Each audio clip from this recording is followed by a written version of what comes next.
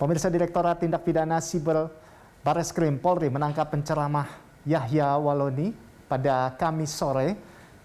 Dan saat ini Polri telah menetapkan tersangka Yahya Waloni atas penistaan agama dan dijerat pasal berlapis. Berdasarkan laporan 27 April lalu, Yahya Waloni dilaporkan melakukan tindak pidana berupa ujaran kebencian, sara, dan penodaan agama melalui ceramah yang diunggah di akun YouTube Tridatu. Polri tengah melakukan penyidikan kepada Yahya Waloni. Polri menyangkakan pasal berlapis bagi Yahya seperti Muhammad KC. Dari perbuatan yang telah dilakukan, yang bersangkutan disangkakan dengan beberapa pasal, antara lain dari Undang-Undang ITE, pasal 28 ayat 2, untuk pasal 45A ayat 2. Mana dalam pasal tersebut diatur dengan sengaja dan tidak sah menyebarkan informasi akan menyebabkan permusuhan, kebencian berdasarkan sara.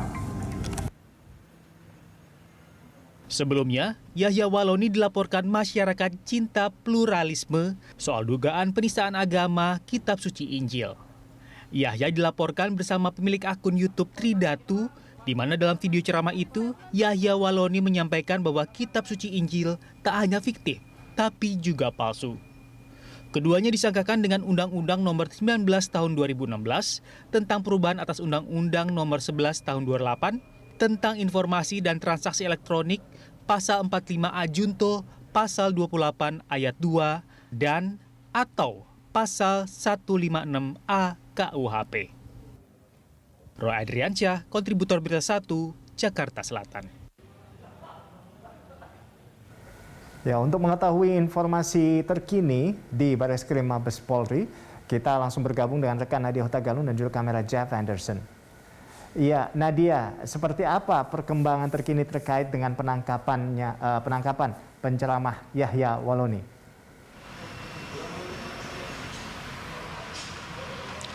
Rolando dan juga pemirsa, setelah ditangkap pada hari Kamis kemarin, hari ini Bareskrim Polri resmi menetapkan Yahya Waloni sebagai tersangka dalam kasus penodaan agama dan juga ujaran kebencian.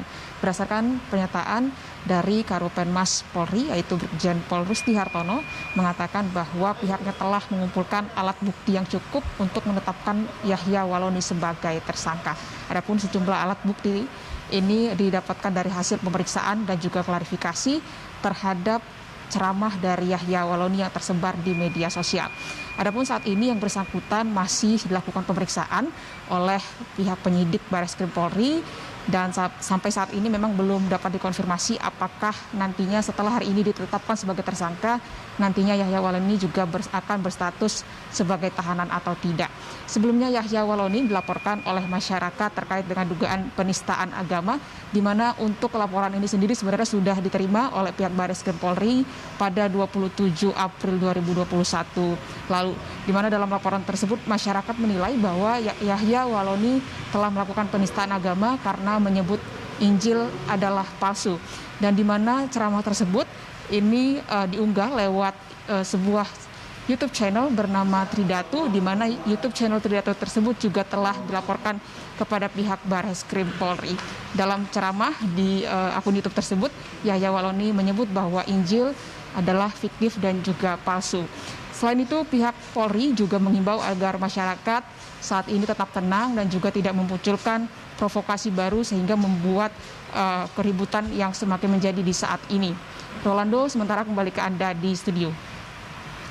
Ya, jadi kan si penceramah Yahya Waloni ini dilaporkan ke pihak berwajib atau dalam hal ini polisi karena diduga melakukan penistaan agama, ya, di mana dia menyebutkan bahwa Kitab Suci Injil itu fiktif dan palsu. Nah, ini dia dikenakan pasal berapa dan seperti apa hukumannya nanti, Nadia? Ya, dalam kasus ini Yahya Waloni disangkakan pasal berlapis, yaitu yang pertama terkait dengan Undang-Undang ITE, dan kemudian yang kedua adalah terkait dengan penodaan agama.